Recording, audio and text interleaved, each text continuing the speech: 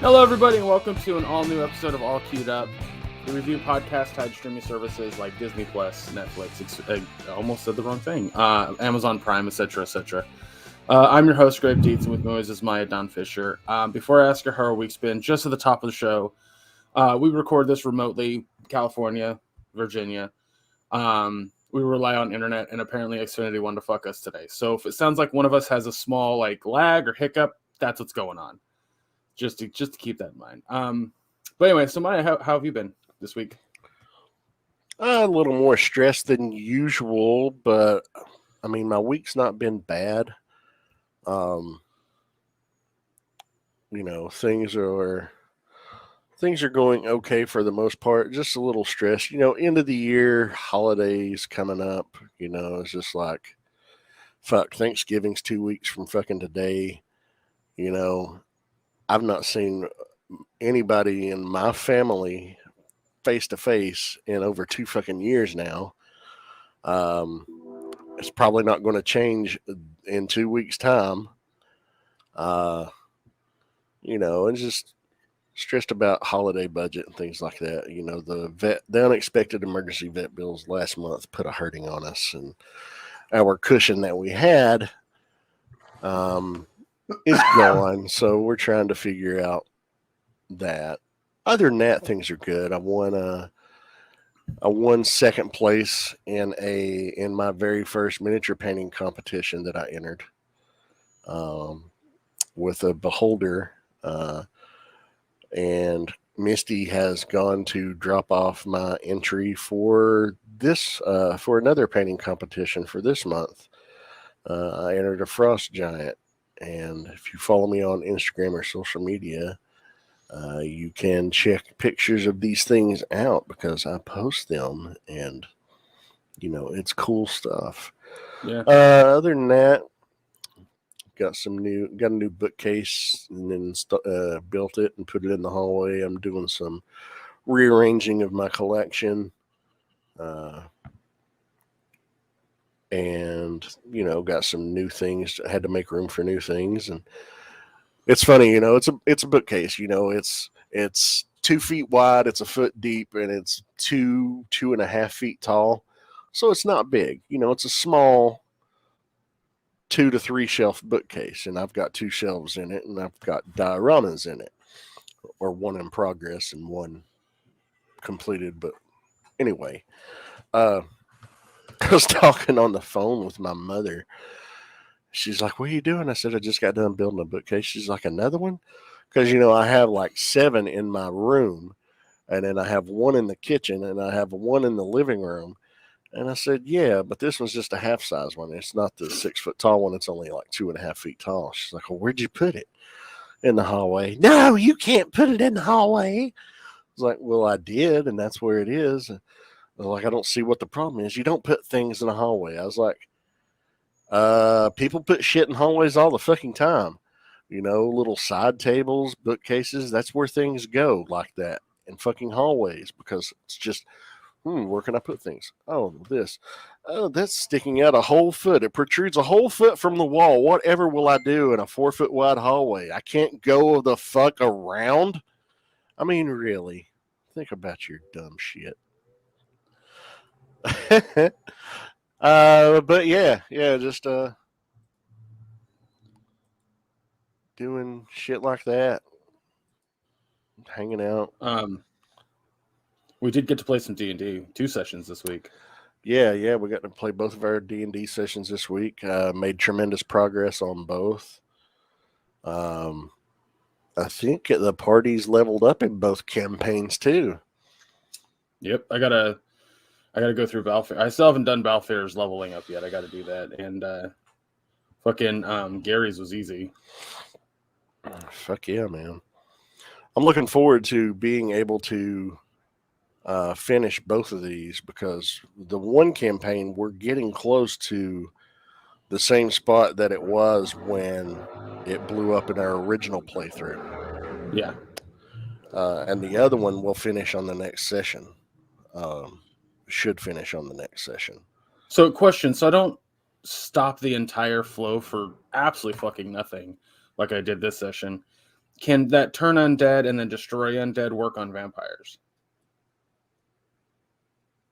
It depends on the vampire. Because, like, lower vampires, sure. Higher vampires, not so much. Gotcha. Okay. Alrighty. I was all excited about using that fucking move, too. Yeah, that's what sucked, is because they weren't. Yeah, that did suck for you. I'm sorry. I hated to shit on your parade there. It's all right. I mean, even because here's the thing: is the turn undead would have still fucked those things over, had it been my turn at the top of the fucking round. Yeah. But instead, I used my action, didn't have a bonus action because all of my second level spell slots are gone, and instead of being able to, like, I could have used Radiant Flame, or not Radiant Flame, but Sacred Flame.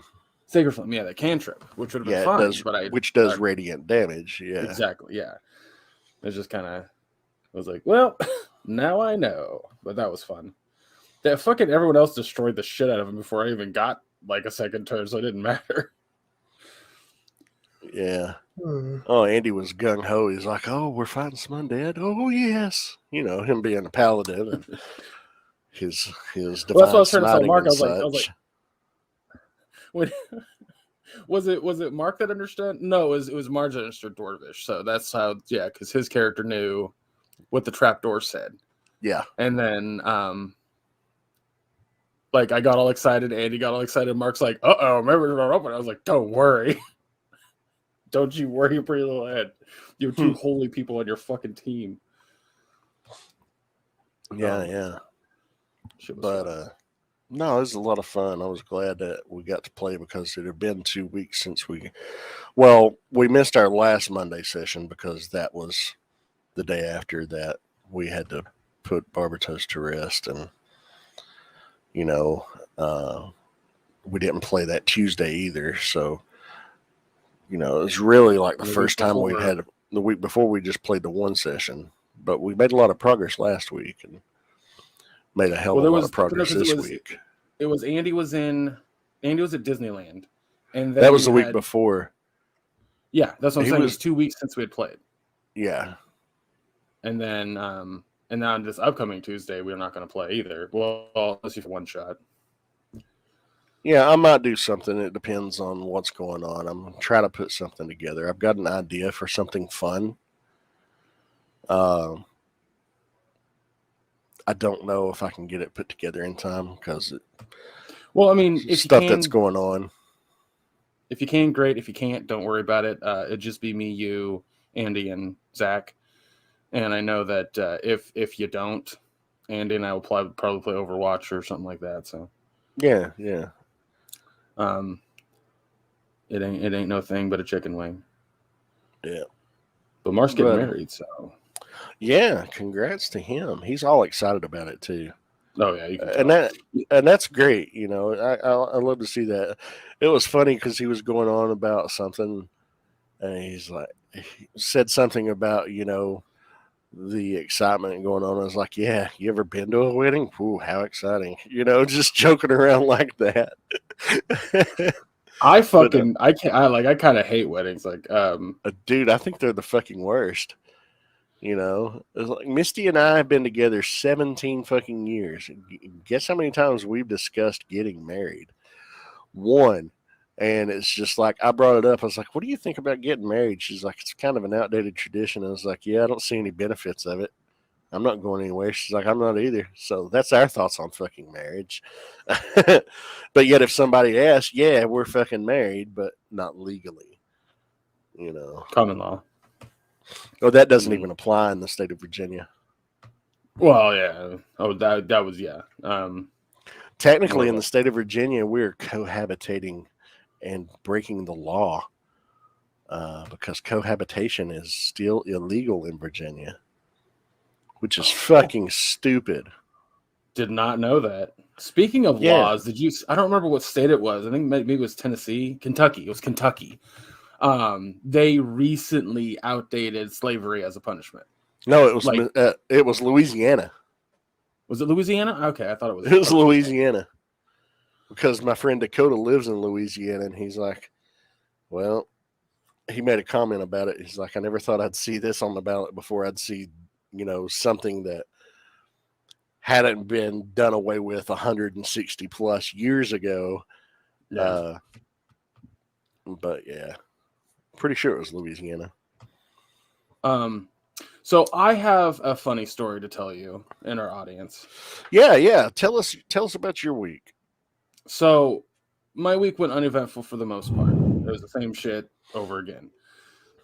However, on Sunday, I'm at work. And for those that don't know, I work in a U-Haul supply. So I think I might have explained this, but U-Haul has two ways to rent. You go to a supplier who is a private company that has U-Haul trucks on their lot, and for every truck that they rent, they get a percentage of the profit, a lower percentage than U-Haul actually gets. And then there's U-Haul centers, and centers are strictly owned and operated by U-Haul. We are a supplier. I don't work for U-Haul. I work for S&J. And we just happen to rent U-Hauls as well. But on top of that, we rent moving supplies, which means ropes, not chains. We don't rent chains, but ropes, tie downs, straps, boxes, tarps, things like that. Bubble wrap, like the plastic wrap you can put around things to protect them, all sorts of shit like that. So this guy comes in, I greet him.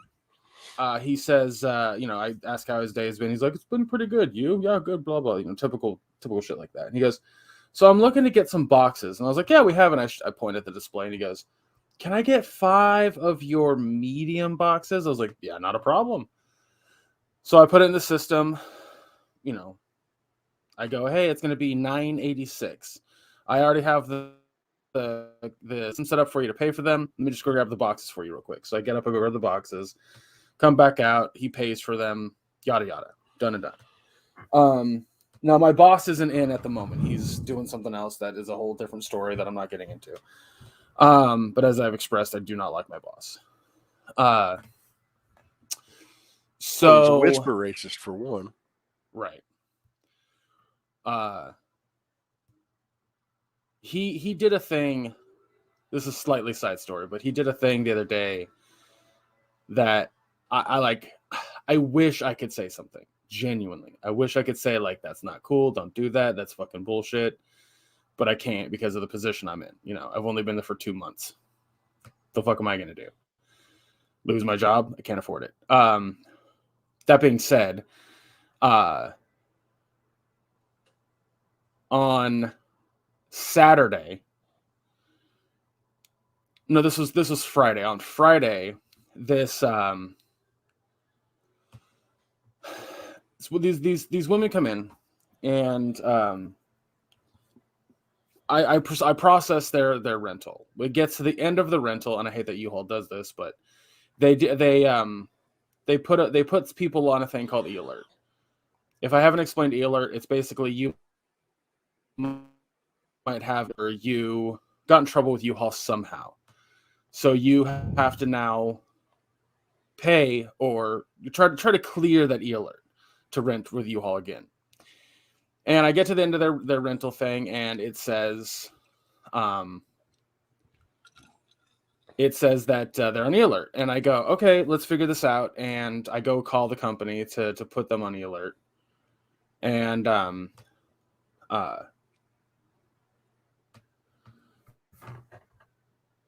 I call the company because normally the way that it works is that you give the paper to the person, they call, try to figure it out, and then come back in if it's clear, right?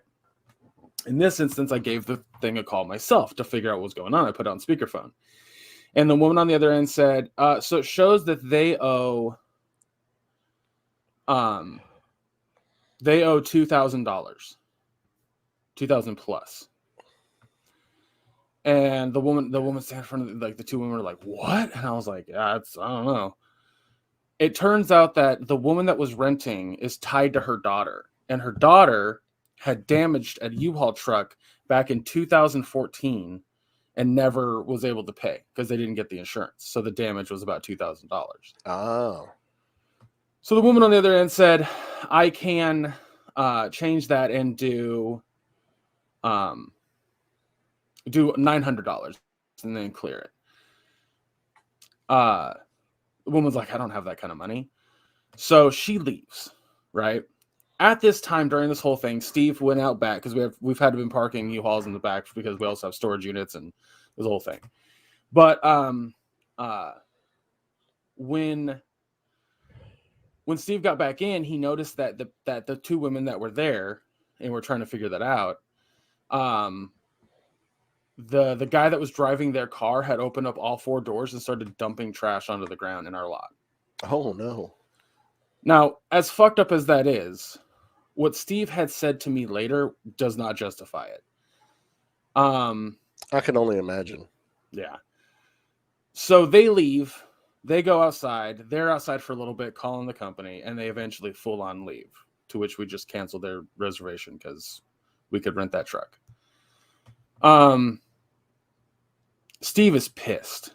Like, he's like, how dare you do that? That's bullshit. That's lazy. That's slovenly. Like, and I'm like, yeah, I don't disagree with you. That's bullshit. He was like half tempted to pull up their contract and charge them more. And I'm like, Steve, they already owe $2,000. What are you going to do? Charge them an extra $25. Ooh, they're not going to pay it. And a little bit of time goes by. It's just him and I in the office, nobody else. And he just goes, see, those are the type of people that I consider to be the N-word. And I'm like, oh God, hard R. And I'm like, I just turn away from him. Like, just turn away from him. Because again, what am I going to do? I do not have the option to argue with him. I do not have the option to tell him that he's wrong. It sucks. It puts me in a tight spot because I hate that fucking word with an undying fucking passion. Oh yeah. And to sit there shit like that, I'm like, what the fuck can I say? What the fuck can I do? So I just turn away and I just kind of listen while I'm like, listen, like he's now bitching. Saturday rolls around. Something somewhat similar happens. He says it again. And I just shake my head like this, right? And he doesn't even recognize it or notice it, but I'm just like, I cannot keep working for this guy. Like, I have to find something else. Yeah. And this is just an example of the bullshit I have to put up with. So Sunday rolls around and I'm helping this guy and I get the boxes for him. And he says to me, you have excellent customer presence. And I was like, well, thank you. I've a lot of years in customer service, so I have experience with it. And he goes, so here's the thing. I work for a financial group, and we're always looking for new people. Can I get your name and number, and I'll give you, or we'll set up an appointment? Sure. So I give him my name and number. He texts me a couple hours later saying, hey, we'll set up the Zoom call. I was like, dope. Let's get this going. And he contacts me Tuesday morning, and I already had plans and shit. And he goes, would you, are you free today? And I said, I'm not really free today. Can we schedule for tomorrow? He's like, sure. What's your schedule tomorrow? I said, it's open. He goes, how does 10 a.m. sound? Perfect. Let's do 10 a.m. So,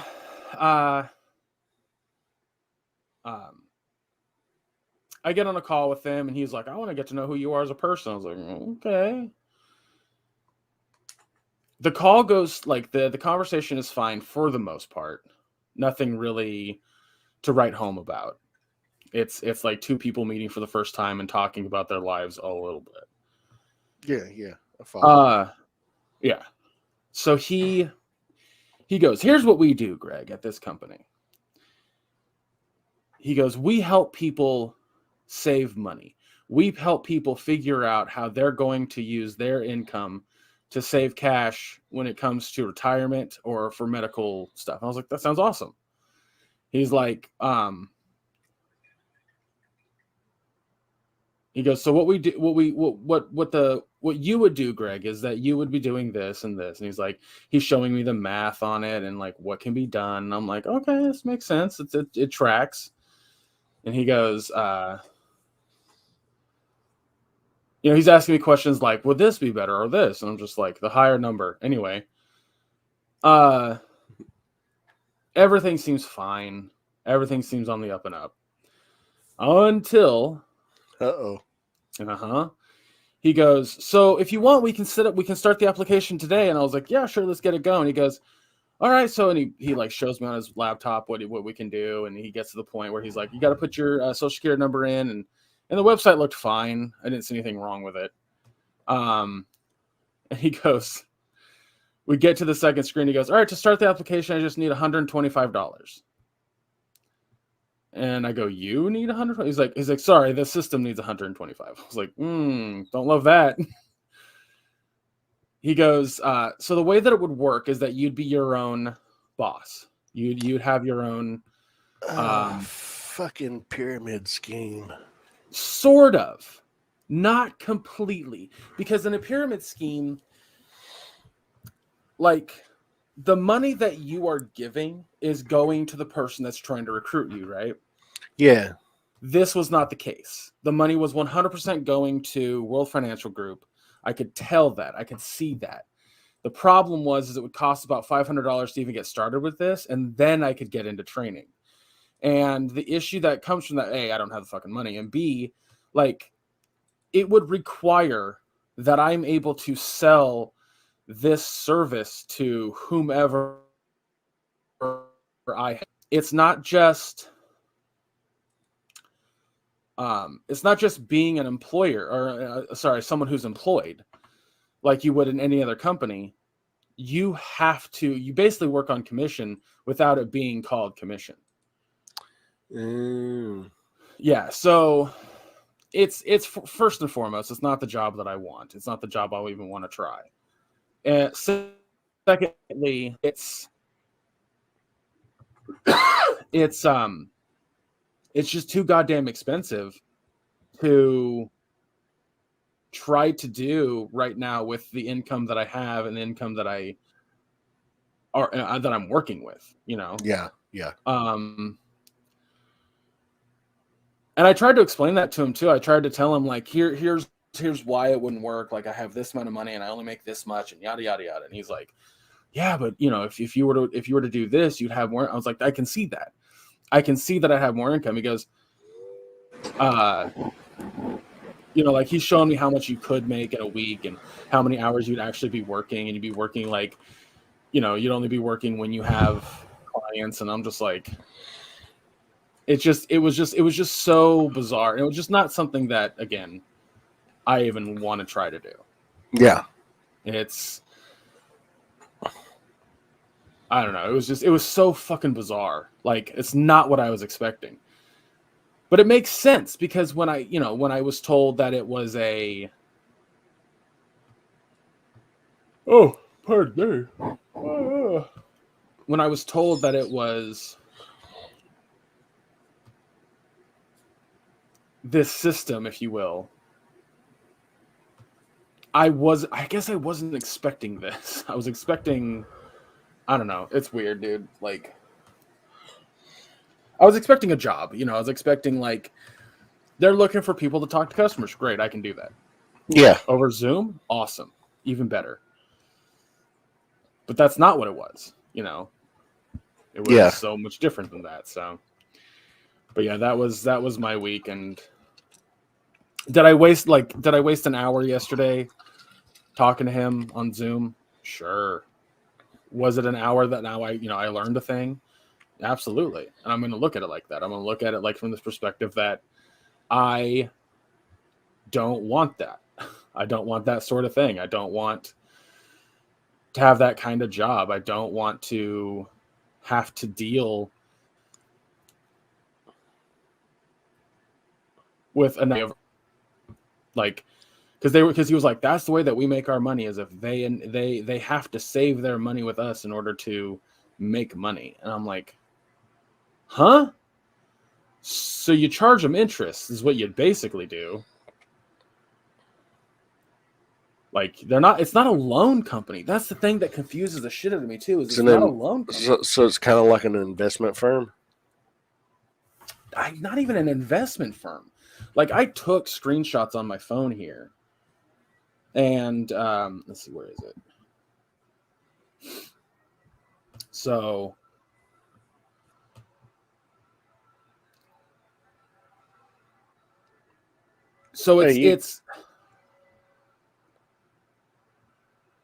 it's a trans-American company. It's called World Financial Group.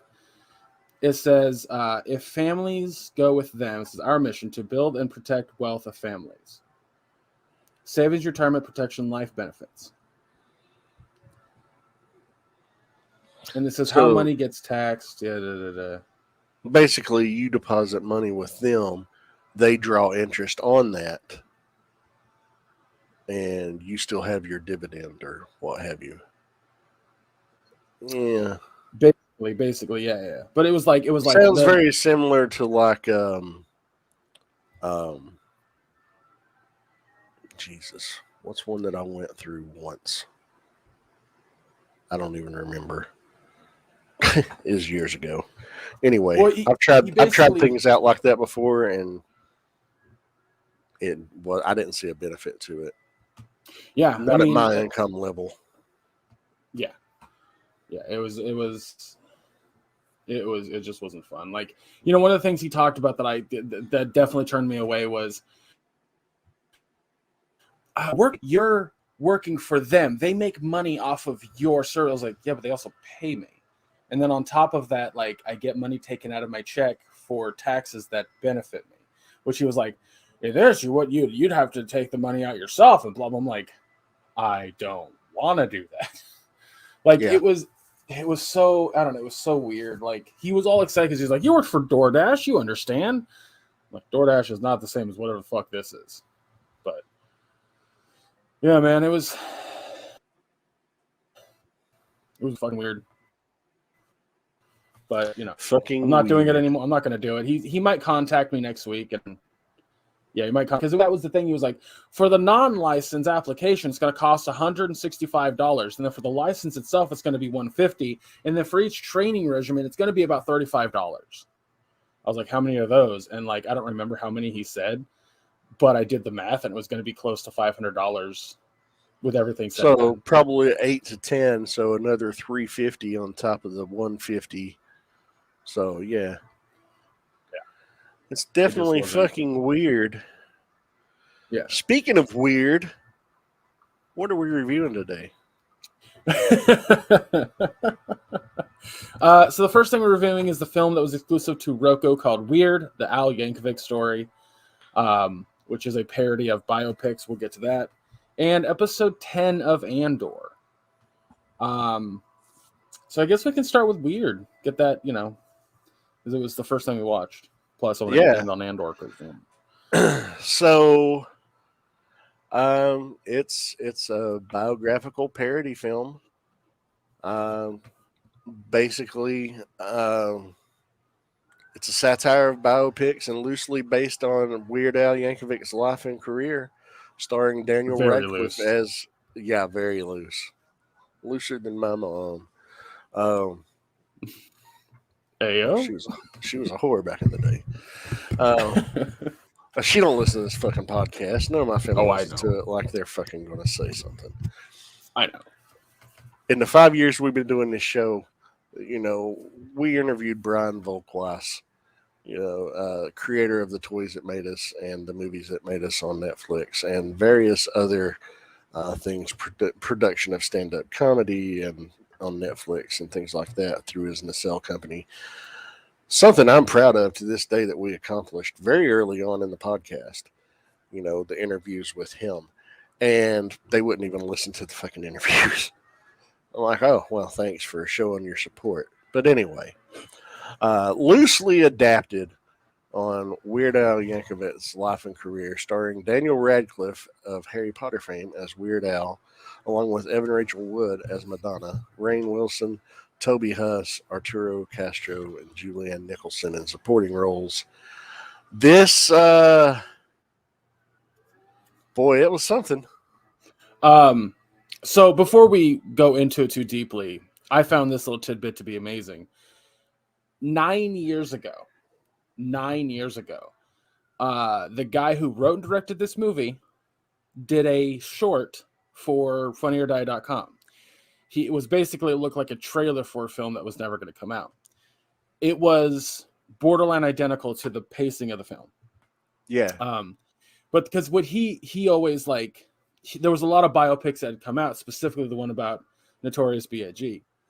And he always thought it was really weird that all these biopics had the same context of, let's tell the story, but fabricate it just enough to make it exciting for a film.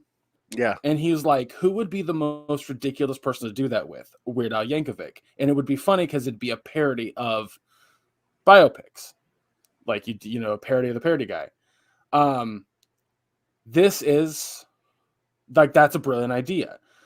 And he never got to make it into a film until very recently here. And that's what we watched, essentially. According to the Wikipedia entry, he says that it says the fake trailer for a satirical biographical film was produced by him for Funny or Die in 2010. Yeah. Okay. It was so okay. It's been 12 years ago. The fucking one on YouTube 9. says 9 years. Yeah. I got you. I was like, the one on YouTube says 9. That's why I said that. But yeah, 12 years ago. Yeah. Damn. But it was longer than I thought. Yeah. Shit's funny. Yeah, it's great. It's fucking great. I really enjoyed watching this.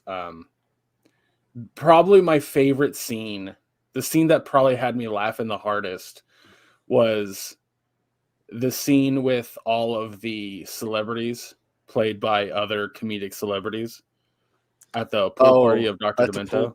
Yeah. That Pee Wee Herman and Tiny Tim and oh god, damn it, dude, that was so funny. So did you see who played like each of the celebrities? By the way, that was like a lot of those celebrities were out of their own decade, but they're at this party. Fuck, dude, it's so funny. So fucking funny. So hold on, I had a little fun. Let's see, where was it? You're cutting out. You were roboting a little bit. Am I good now? Yeah, you're good now. It was funny because he was at the pool party, and then John Deacon, the bassist from Queen, is there, and he is like, "How about you do a parody of Another One Bites the Dust?" And so it was funny. Apparently, that was meant to be Freddie Mercury at first, but Queen was like, "Nah, please don't use Freddie. Use somebody else." So they gave him permission to use John Deacon. That's awesome. Let's see. Every cameo in Weird Al. Oh, okay, here we go. That's what I was looking for. That's what I was looking for. Because if you didn't notice, so first off, Diedrich Bader as the narrator, that was pretty smart. Yeah, I love Diedrich Bader. God, that dude's underused. Oh, really? He really is. I highly recommend people watch Batman Brave and the Bold. It is straight up. It's a cartoon, basically, at the same context and styling of the fuck is his name? Adam West Batman. Like that kind of campy, over the top, Batman. Yeah. But in animated form. They're like half an hour segments. It's so fucking funny. Like, I highly recommend watching that show. But anyway, here's a list here. I got pool party scene. Oh, you got it? That's what I was reading down. Yeah, I just stopped at fucking Lin-Manuel Miranda as the doctor, Thomas Lennon as the accordion salesman, which is actually pulled from the truth. He did get his first accordion from a door-to-door accordion salesman. I wish it was Thomas Lennon, actually, that was selling. I would fucking buy an accordion from Thomas Lennon if he showed up at my door offering me an accordion. Yeah. I'd be like, get the fuck in here, Dangle. Let's play. Dude, Thomas Lennon's a genius. Oh yeah, that scene was fucking hilarious. Scott Aukerman as one of the police officers that brings Al back to his parents after going to that polka party, which was a hilarious fucking scene. Yeah. Let's see here. Conan O'Brien was Andy Warhol. Yeah, I'm getting to it. Oh, okay. I'm just because it's going down every single cameo. Yeah. So Patton Oswalt as the heckler, Michael McKean as the sleazy MC, which was great. Oh, here we go. Okay, Yorma from Lonely Island, Andy Samberg's group, was Pee Wee Herman. Mm-hmm. So, fun fact about that scene, Al talked about this on one of the talk shows that him and what's his name, Daniel Radcliffe were going to. Yeah, and he explained that in that, like, Yorma wanted to be in the movie really bad, really fucking bad, and who wouldn't? I mean, it's like, Jesus Christ, you're saying, hey, so Weird Al's going to be doing this funny biopic that's not actually a biopic. Do you want to be in it? You say yes. But the budget was really low for this movie, like exceedingly low. Yorma fucking paid for a plane ticket to get to the filming of the movie. Then also had brought his own Pee Wee Herman makeup and costume. That's awesome. They said that Yorma probably paid him there just to be there. Then they actually paid him to do the bit. And I'm like, that's I get still, it. it's, yeah, I fucking get it, yeah. Fuck yeah. Dimitri Martin as Tiny Tim, which was hilarious. Mm-hmm. Akiva Schaffer, who's the other Lonely Island member, as Alice Cooper, which I missed entirely. I was like, who the fuck is that? I couldn't tell. Paul F. Tompkins as Gallagher. Gotta love Paul F. Tompkins. Yeah. You said earlier, Conan O'Brien as Andy Warhol. Which I love, you had that little camera. Yeah. And the dude playing Salvador Dali. Oh my God. Emo Phillips. Yeah. Phillips was actually in UHF. Oh, okay. It says here, yeah, Phillips is a frequent collaborator with Weird Al, working on projects like Weird Al's 1989 movie UHF and The Weird Al Show. The drag queen Nina West as Divine, which, if you don't know Divine, you can look it up. It's up to you. Jack Black as Wolfman Jack was a brilliant idea. Yeah. And then you got Dan Dasmalchian. I can never pronounce his name. He played Pokemon Man in... David Dasmalchian. Dasmalchian, thank you. I can never pronounce his name correctly. What else was he in recently? He's been in a lot fucking recently, but yeah, he was John Deacon. He was in the Ant-Man films. There you go. Yeah. Quinta Brunson, who is currently doing Abbott Elementary. If you've watched that show, I have nothing against it, but that's how you'd know her. But she played Oprah Winfrey, which was God damn it.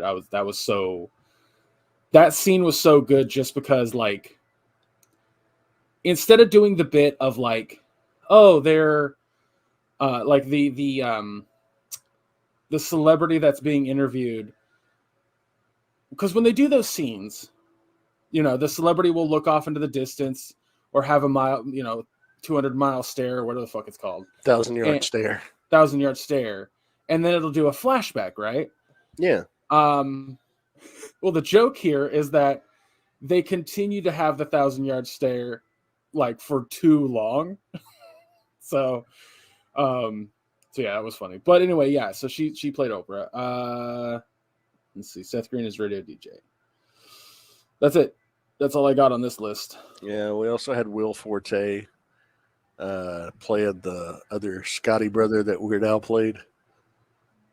Yes, yeah, I went by that real quick because I was like, yeah, Weird Al is the main Scotty brother, and then Will Forte is the other Scotty brother.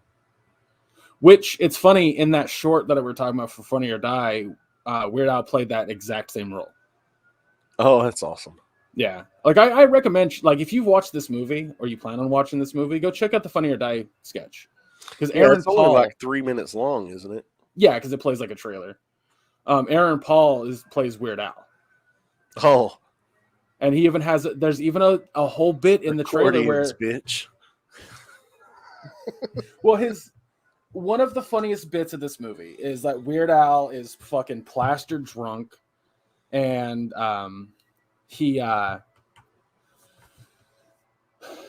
plastered ass drunk, and he runs into his band, and they're like, "You're drunk," and they tell him to leave, and that they then leave, and then he's like, "I'm the weird one. I'm the weird one."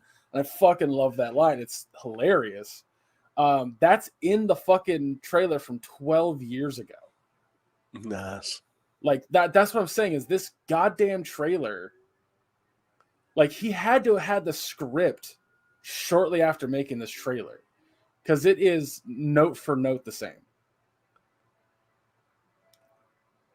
But the other thing I want to point out, Maya, is Daniel Radcliffe was like, I'm using every acting chop that I have. And by God, he did it. Hey, he's come a long way since that first Harry Potter movie. He's a phenomenal actor. Yes, I think he is. A lot of people are going to stereotype him or peg him into being Harry Potter, and that's not, that's not fair to an actor. No. I mean, yeah, that's the role that made him a worldwide name, but he can do so much more. What have you ever watched Horns? Horns. There's a horror movie that he was in. Yes, I haven't watched it, but I know. Yeah, I know what you're talking about. Sorry. It was cool. There's been quite a few movies that he's done that are just really fucking good. The same guys that made Everywhere, Everything, All at Once. So Everything, Everywhere, All at Once. Which again, like best movie of this year so far. Cannot recommend that movie more. Those guys wrote Swiss Army Man, which also starred Daniel Radcliffe. Is that the one where he plays the dead guy? Yep. Yeah, I've not gotten to watch that yet, but I want to watch it. I need to watch it. After, like, God. I'm telling you right now, like, if Everything Everywhere All at Once comes to streaming, like, I'm gonna do not nonstop telling people to watch it. I don't like I know that I give a lot of shows on this thing like an A plus because they're good. They deserve an A plus. Like fucking Everything Everywhere All at Once is S tier. Like it's above all of that. Yes. It is to me a perfect film. So that's why, and it's the same that made Swiss Army Man. And so I need to see Swiss Army Man. But sorry, there was a connection there. I promise everybody. I'm not just going on a tangent. But no, like, yeah, Daniel, like, he played the role over the top. And it was so fucking, like, he played it. Let me put it this way. If you've seen Tropic Thunder and how those actors are over the top and they think very highly of themselves, that's how Daniel played the role of playing Weird Al. Like, it's smart in its fucking parody. Yeah. So, I mean, this honestly, when it comes to parodies of a biopic, this is right up there with Dewey Cox. Walk Hard. Have I seen Dewey Cox? Oh yes. Walk Hard, the Dewey Cox story. God damn, that's a great one. And this was as funny. There's so many goddamn great bits. And that's the other thing is that I think the other Pablo Escobar kidnapping Madonna. Oh. God, so fucking funny. There was something else that I was going to mention about the movie, but now I'm drawing a blank. Because there's so much that happens in it, and it perfectly parodies biopics, filmed Yeah. biopics. Yeah. Well, I love the estranged relationship with his dad and the whole, well, there's a reason why I was so against you playing the accordion, and how he was excommunicated from the Amish community for playing the accordion himself when he was young. That was so funny. I love the actor that played his dad too. Oh Toby yeah. Huss. Toby Huss is great. That's the thing. Like, nobody fucking phoned in a goddamn thing for this very much parody film. And God, I cannot get over the genius idea of an over the top parody film about Weird Al. Like, it's the execution of it is so brilliant. Yeah. And that's the thing about this movie too, everybody. It's free on Roku Channel. Sure, you get commercials, but they're well timed. Like, it doesn't feel like the commercial came out of nowhere. No, they're actually in a scene break, in a transition from one scene to another. So it doesn't feel disjointed. It just sucks to watch something with commercials, but hey. Nobody has to pay for it. You get to watch it at home. But yeah, well, why don't we give final thoughts and a grade? I'll let you go first. I'm gonna give it an A+. I genuinely enjoyed it. I want to watch it again. I think everybody that played the role that they were supposed to play, they did perfectly to parody. One of my things about parodies, you can't just be like, you can't just change a couple words. You have to change the entire tone of it while keeping the same spirit. And that's essentially what this movie does when it comes to parodying biopics. It's smart in its execution because it doesn't allow itself to get serious for a second. And as long as you keep up with the joke that it is a parody of those types of movies, you can see why it is brilliant in its execution. If you're just going to sit there and be like, oh, this is stupid because of this, or something to that effect, you're not going to enjoy it as much. You're going to kind of think it's a bit too silly or something to that effect. But it's like Weird Al's parodies, his songs. And I've said this from time to time. His parodies are brilliant because he changes almost every single word, right? Yeah. He doesn't rely on like the chorus saying a thing and then he changing the next line like a lot of these dumb parodies do on YouTube. He changes the whole fucking thing. He just keeps the music. And because he keeps the music, like,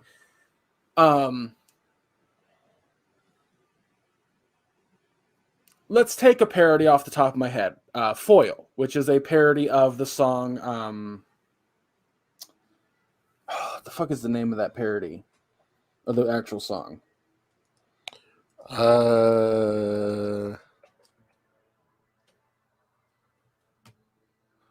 It is a parody of Royals by Lorde. Royals. Yes, thank you. Okay. So, if you take that idea of the parody of Royals called Foil, the first half of the song is about how to use tinfoil, the proper aspects. The second half of the song is the concept of using tinfoil as a hat to, prevent the government from reading your mind or whatever, right? So what makes that so smart is he's now changed the entire tone of the song. And you don't have the same thing twice. He's not using the same...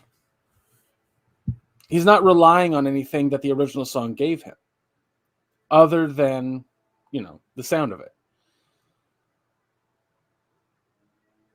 His best parody, probably a parody that is a parody, like in the proper term of things, not just changing the words, but full on, like, kind of parodying the thing itself, is Smells Like Teen Spirit or Smells Like Nirvana. Mm-hmm. He's kind of making fun of Nirvana's music stylings and the way that they sing. Yeah, yeah. Cobain was like, "Oh, it's not going to be about food, is it?" And he's like, "No, it's going to be how nobody understands what you're saying." He's like, "Oh, awesome, we like Yeah. that." I don't know, like I could go on and on about like the definition of parody and the concept of what makes a good parody a parody and yada yada yada for a long fucking time, but we don't have that kind of time on the podcast. So I fucking love this movie. I really do want to watch it again. I think that if you're going into this movie with any kind of concept other than it is to essentially have a good time and kind of make fun of biopics, you're gonna have a great time. Does it take the is it very much, does it have any silliness like a Weird Al production would have, like UHF or the Weird Al show? Not so much, but it does have some. It does have some of that silliness that is tantamount to what Weird Al is. So go into it with that concept and you'll have a great fucking time.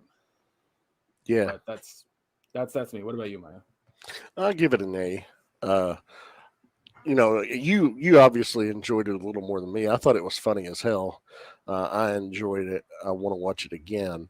Um, but clever bits, and obviously Weird Al is known as one of the few musicians slash celebrities out there that hasn't had addiction issues and substance abuse issues and alcoholism, things like that. And of course, in the biopic parody, he of course has those issues at some point.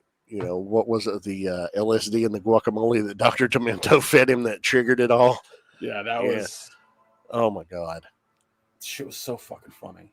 It's funny. It's absurd and ludicrous and in parts, and at the same time, some of it pulls from the actual truth. But it's a good time. It's a good time. It's funny. Misty even sat and watched it with me, and she laughed. She laughed quite a bit. So, but yeah, check it out if you're, into, if you like Weird Al, and I mean, why would you not? He's awesome. He's a Yeah. national treasure. He's a national treasure. Um, but yeah, check it out. It's fun. Yeah, it's a good time. All right, let's move on to episode 10 of Andor. One Way Out. Oh man, this episode was fucking excellent. We've seen Cassian in the prison now for a few episodes. We saw that at the end of the last episode, they confirmed that this prison doctor uh, basically confirmed to them that there's no escaping the prison system now, that they're going to keep you in the prison system, and anybody that finds that out is executed. So now they're like, we've got a new man coming to replace our our one guy who passed away. We got to escape now. It's now or never, and there's only one way out. And Cassian has this great line to Kino Loy when he's like, "Why do you care?" And he says to him, "I would rather die standing up to them than die letting them have their way." Yeah. And it gives you that first real glimpse of the character who becomes so dedicated to the rebellion in Rogue One, and that line was so good that when they're actually using breaking out, because they do stage a breakout, a prison riot, because they reveal there's 5,000 of us, there's only 12 of them per floor, but there's 5,000 of us. And when basically uh, Cassian defers to Kino, he says, "It's got to come from you. It's got to be you. You're the leader. You are the one that has to give this rousing speech to them." And he uses that, and he says, "I'd rather stand up. I'd rather die fighting them than to die letting them get their way." And it just, boom, prison break. We see Cassian flood the floor by breaking a water pipe in the bathroom. It disables the floor security system, so the guards have no power. They've lost the ability to control the prisoners. And the prisoners, they're manufacturing these heavy parts. So, of course, now they're firing heavy parts at the fucking guards and everything, launching them at them, beating them down, doing whatever they can to overpower and take each floor. And it's just genius. And then it's also fucking very powerful. And then it gets to the end when they make their way out after they've rallied the entire prison and overthrown the guards. And the guards are cowering in fear and hiding, just hoping that they don't get killed by these prisoners. This prison's in like a big lake, or it's in a large body of water. And they get to the top, and guys start jumping off, and Cassian's looking at Kino Loy, and he's like, let's go. And you see this look on Kino's face, and he starts shaking his head. He's like, oh no. He's like, I can't swim. It was just gut-wrenching, because it's like, oh fuck, here's this guy who's rallied this prison behind him to get these people, who many are wrongly accused, I'm sure, to seek their freedom, to rise up. And he's risen as far as he can go. The whole time he knew he wasn't going to make it out. The whole fucking time. Because he's been in that prison for a long fucking time. He's in control of an entire group of guys that are working. Yeah. He knew he wasn't getting out. Yeah. But yeah, powerful episode. We also see some other stuff. We see some stuff with the ISB. We actually see one of the ISB, who's named Lonnie, is actually an informant for Luthen, and updates him on the ISB activities. And that was a great scene when Lonnie was like, I want out. And Luthen's like, I'm sorry, but you can't get out. You're not going anywhere. We've got too much invested in you. You're too important to us. He's like, but I've given you this, and I've sacrificed this. What have you sacrificed? And he's like, what have I sacrificed? For the past 15 years, I've done this, and I've done this, and I've given up on that, and I've given up on love, and I've given up on happiness, and I've given up on this. He says, I've sacrificed everything. And I was just like, oh, I mean, you knew he was going to say, I've sacrificed everything, but the way he it was the monologue led up to it, the monologue to that point was just perfectly delivered from Stellan Skarsgård. Like, yeah, it's like, no offense to you, Maya, but that did it absolutely no justice. No, absolutely not. I'm not Stellan Skarsgård. I mean, I'm cool, but I'm not Stellan Skarsgård cool. You know what I'm saying? Yeah. I was going to say is that you like the script that he was reading and his delivery are so fucking good. Yes. Like it's genuinely incredible. I think that, everything leading up to this episode it was stellar. The entire prison arc of Cassian's story is just super fucking intriguing. But it's like you said, it's this, like, we have had characters in Cassian's life that sacrifice themselves for Cassian. Mm-hmm. And the fact that this show has had two, I'm like, this is unreal. Like, it's the best Star Wars show that we've gotten ever at all. And that's a bold statement. And don't get me wrong, The Mandalorian is some great content. But this is a whole nother level of emotional buildup, slow burn, intrigue, and payoff. Yep.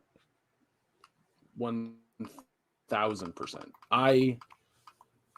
I can't love this show more than I do. I mean, I don't think it's physically possible. I mean, you could masturbate to it, and I guess that would be physically possible. An expression of your love for the show. Those are two words you said out loud. Several words that I said out loud. I did. Okay, I'm putting it out there, universe. I'm putting it out there in the universe. Greg loves this show Andor so much. I didn't know. That's not to physically manifest. Those are not the to words physically that came out of my mouth. manifest. Nope, I didn't say that out loud. Nope. That was not what Greg that's nope. No, ma'am. Oh God. All right. Yeah. If you've not been watching this show, you need to be watching this show. If you've been watching this show, are you on the same page as us as being the best episode so far? I don't. Here's the thing. It's hard to say that this is the best. Yeah. Because you have two entire stories for Cassian in the show, right? So far. You have more episodes left. So, but you have the first two episodes. I mean, I guess technically it's the third Cassian story in this entire show, because you have the first episode, which is him just trying to survive on that planet, and then having that entire thing kind of take over. And then you have what do you call that? A heist? Yeah, it was a heist. Yeah, I mean, like, you have the heist part, and now you've had the prison arc. And fuck, it's so good. Like, you give me any day of the week. Who was the guy's name that played Kino? Andy Serkis. Andy Serkis. I always forget his name for some reason. You give me Andy Serkis in anything, and I know it's going to be good. I know that the performance is going to be good. The quality is going to be good. The show's fucking fantastic. And I'm just going to A+ this episode specifically. I know that the prison arc is over, but I'd give the prison arc a fucking A+. Yeah. It's just good. Like, every performance is fucking rock solid. Everything that this show has done in terms of a narrative has been intriguing and captivating, and not one episode so far has been boring or dull, or like, it's just so fucking well structured and put together. Yeah, it really is. I also give this episode an A+. It was fucking stellar. Stellar and Skarsgård? Well, I mean, it's so stellar. It's a Stellan episode. Anyway. But yeah. This show's great. And the people aren't checking it out. I don't know why. I know there are people out there that dislike Rogue One for whatever stupid reasons they have. This is like, it feels like the buildup of the rebellion and the buildup to Rogue One, is where this is going. And, the second season starts filming next month. No, this month, in 2 weeks. Second season starts filming on the 21st of this month, 11 days from now. I'm excited to see more of this show and where it goes. I know we're not going to get K2SO this season, but hopefully in season 2 we'll be getting some K2SO action. Yeah, because the guy that escaped with him, like the one that's with him running on the sand, is in Rogue One. Oh, he is? Mm-hmm. I didn't realize that. I didn't either until Twitter told me. I was like, oh. Well, I've got to go back and check that. But yeah, this little things like that, little Easter eggs like that, I appreciate and love. So yeah, people check it out. It's great. Not enough people are checking it out, and people need to be checking it out because it is fabulous. But yeah, that's all I got. What about the thing about Star Wars? The thing about Star Wars to me is that you have to understand that there's a massive universe of stories to be told and different ways to tell them. To sit there and say that Star Wars has to be one way is so ridiculous to me. I genuinely hope they said that. Oh, what the fuck is that director's name? He's known for horror movies, and he's apparently signed to be a director on a Star Wars film. I want a horror Star Wars film. that? Would be great. I want a scary movie that takes place in the Star Wars universe.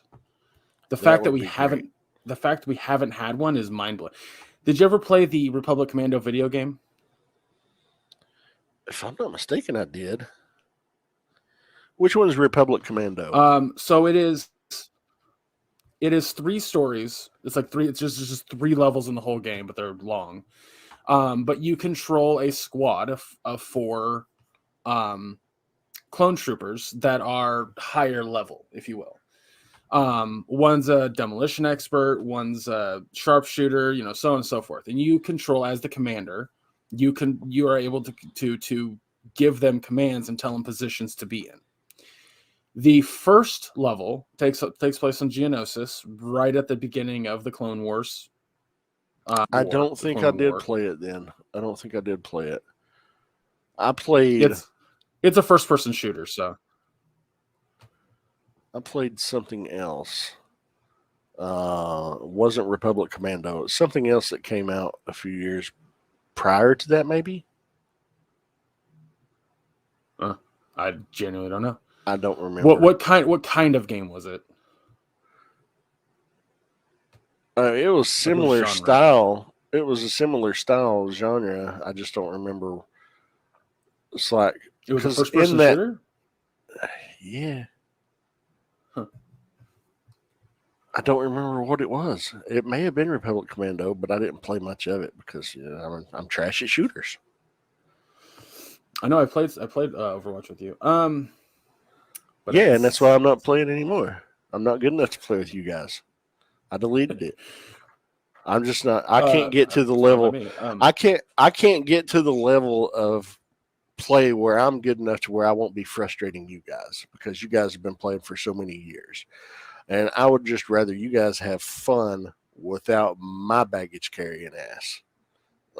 I'll say this much. When we play with you, we get the people of the same level as you, so then we're suddenly look fucking amazing, and we're not even that good. Like, we're maybe mid-tier silver, and the lowest you can go is bronze. So still. Anyway, the reason I bring up Republic Commando at all is because, like I said, the first level takes place on Geonosis, and that last level takes place on Kashyyyk. And the first level's fine. You're taking out a lot of Geonosians and a lot of droids. It is what it is. Like, you imagine, a group of highly skilled clone troopers taking out Geonosians and droids, and you got yourself Republic Commando's first level. The second level, however, is that your squad is told that something is wrong with this Republic fleet or Republic ship. So you have to go on board. It turns into a fucking horror game. There aren't as many villain or bad guys to shoot and fight, but when there are, you don't know where the fuck they're coming from. Everything's super dark. It turns into a straight up fucking alien style horror game. It really that's awesome. It was fucking dope. And then the last level that takes place on Kashyyyk, it's not really, it doesn't get spooky until you're being hunted down by General Grievous. Oh, cool. And you have no fucking clue where he is. The first 2 times that we saw General Grievous were terrifying before episode 3. Because the first time I ever saw him, it was in the Gennady Tartakovsky's the Clone Wars shorts. Yeah, that you said you didn't like. But there was the one with all the Jedi art style, but yeah, I remember. That was cool. It made General Grievous look fucking ominous and terrifying, right? Yeah, it did. And then we had Republic Commando, which made him look ominous and terrifying. We watched episode 2. Then we saw episode 3, Revenge of the Sith, and he's got fucking COPD. That's right, yeah, because it was right before Order 66. Yeah, he's got, and he dies so fucking quick. Like that scene was just not that fucking cool for Grievous. No, it was cool as shit for Obi-Wan Kenobi, but it was not that cool for Grievous. But so uncivilized. But my point about Republic Commando is that you can do horror in Star Wars. Let's do it. Let's get her done. Fuck me. Disney, please. Anyway. Next week, everybody. We're going to be watching episode 11 of Andor, obviously. Not only do we love Star Wars, but this show's fucking phenomenal. But we're also going to be watching The Midnight Club on Netflix. We talked about how we didn't really have the time because of everything else, coming out, and that's so yeah, we're gonna watch Midnight Club and give that a little review next week. Should be a good time. That's the Mike Flanagan show for anyone curious. He did Midnight Mass and The Hauntings of both Hill House and Bly Manor. The guy is fucking great. Oh yeah. But yeah, so that's what we're watching. Watch those. Join us next week. Make sure to follow us on all social medias. That's where we'll let you know if we add anything. I doubt it because there's really nothing coming out unless something surprises us. And all those will be down below the video or the link wherever you're watching. Check out the Teespring store. Fall is upon us. Winter's around the corner. If you're looking for a sweatshirt or a sweater, they have them over there, and get our little logo on them. Somebody goes, "Hey, what's that about?" And you're like, "Well, it's just podcast to listen to." And if you do buy one, take a picture and we'll give you a little shout out on the show. We'll retweet it or repost it on Instagram or whatever. We love seeing you guys in the gear with it. And keep in mind, all the proceeds go right into the podcast. If you want to watch today's live video of the podcast, you can head over to our YouTube channel. That's where you'll be able to see that. That's also, we did our anniversary episode not too long ago, and that was a lot of fun. It's up there as well. But yeah, check out our YouTube channel. Let's see. Also on our social medias is when we'll post if we ever do a Jackbox stream again. We weren't able to yesterday as of recording this. We weren't able to Wednesday because I got busy with a lot of stuff, kind of what I was talking about earlier. Yeah. But I just had a lot on my plate, and I just didn't have time to really do it. So, yeah, we'll let you know on our social medias when we come around to doing Jackbox streams again. But they're super fucking fun. If you haven't been to one, I highly recommend it. Hopefully, eventually, I can do them Saturdays. But working, being away from the house for like almost 10 hours on Saturdays and then coming home, I just don't have the energy. So, yeah, it's a bit tough. But Saturdays would be ideal. But yeah, we'll let you know. That's it for my notes. Maya, where can folks find you? You can find me on Facebook under my name, Maya Dawn Fisher. It's a public profile. It's also linked to my Instagram and my Twitter accounts. And who knows how much longer I'll be using Twitter. Fuck you, Elon Musk, you piece of troglodyte shit. I'm sorry, but that motherfucker can go right to fucking all the way off. He can just fuck off. He's a horrible fucking person. Yeah, we're not leaving Twitter yet. no, but it's still free. But it's still free.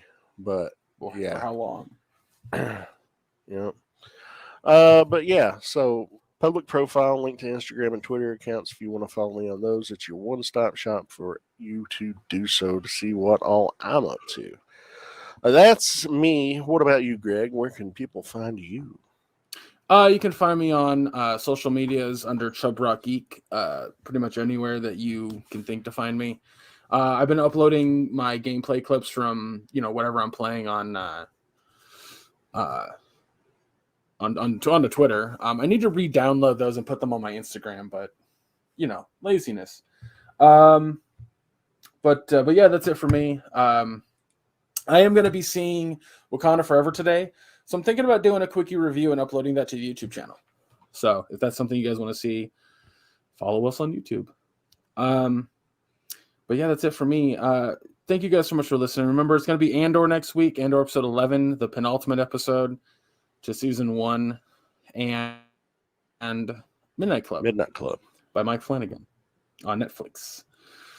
Again, we appreciate you guys being here. We really do. Always remember, fuck the GOP, fuck the NRA. Donate and help where you can. We'll see you next week. Take care, everybody.